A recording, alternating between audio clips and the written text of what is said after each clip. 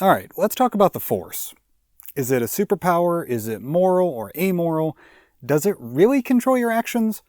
Basically, I'm just going to sit here at my computer, writing random crap about the Force until I run out of steam, and at the end of that, we'll see if it makes for a good video script or not. But before that, a disclaimer.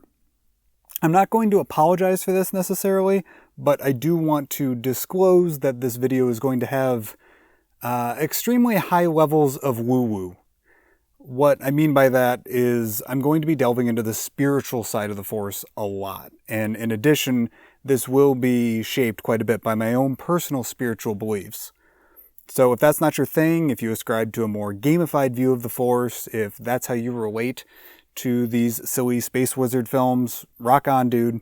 Live your truth. But this might not be the video for you. So this video idea happened in the same way that most of my video ideas come about.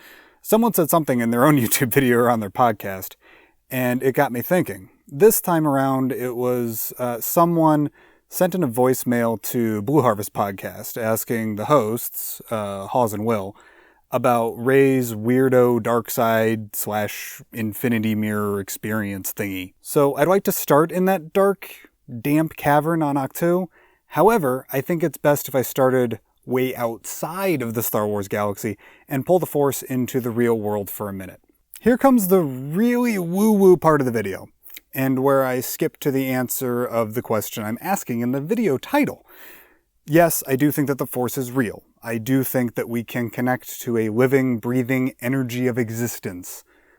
No, I don't think that with enough discipline or, quote, enlightenment, unquote, you can learn to move objects with your mind or choke out your idiot coworker through a Zoom call. But you can commune with this real-life Force to do other things. Now, for example, take a look at this pen that was sitting on my desk.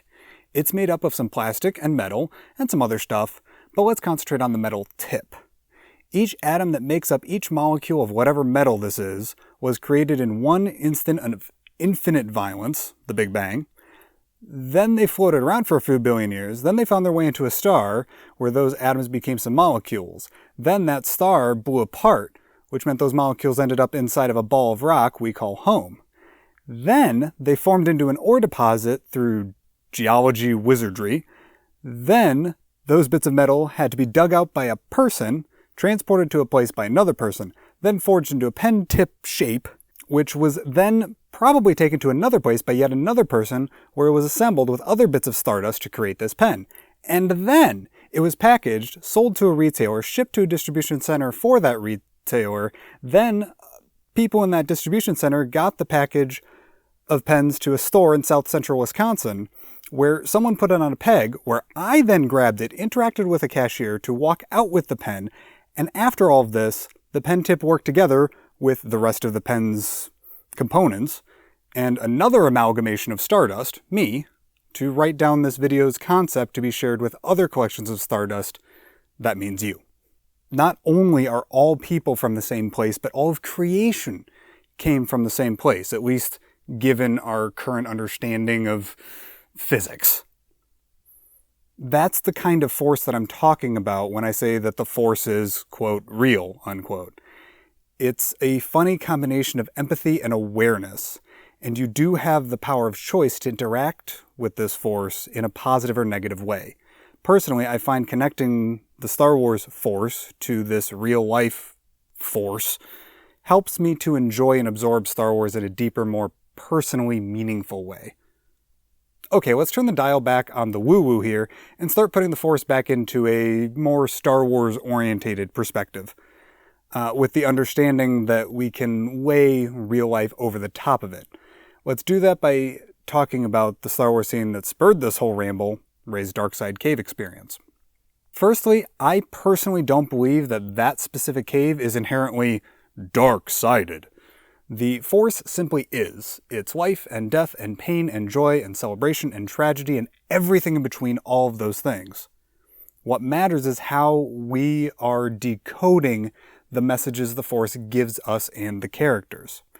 Additionally, the way we decode a message will always be heavily impacted by our decoding of other stimuli or other, quote, programmed responses, unquote.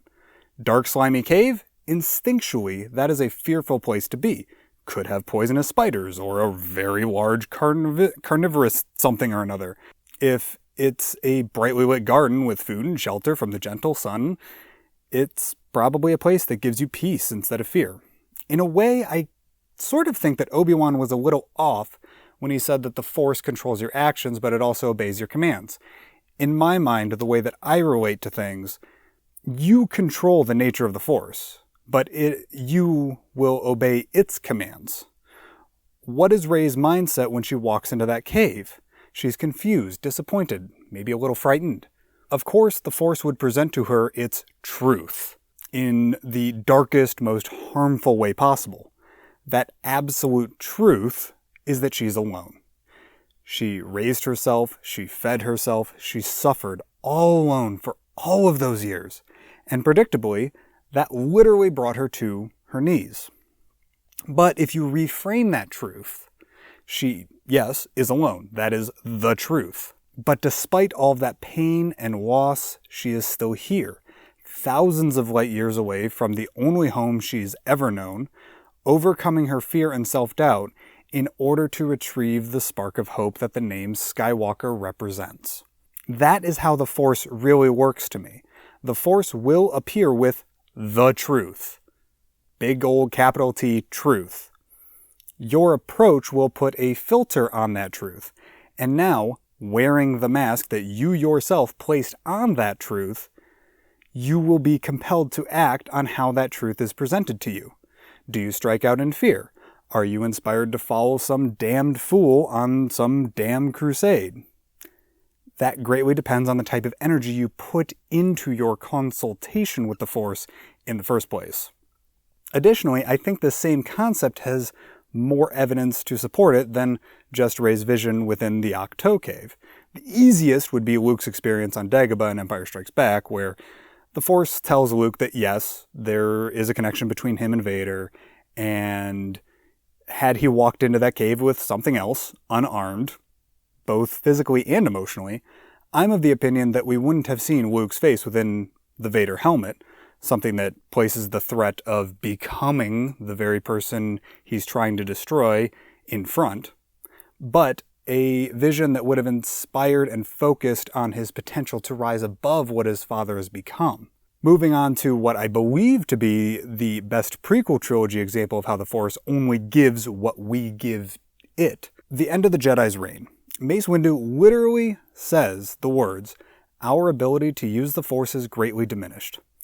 Yeah, of course it is, Samuel L. Jackson.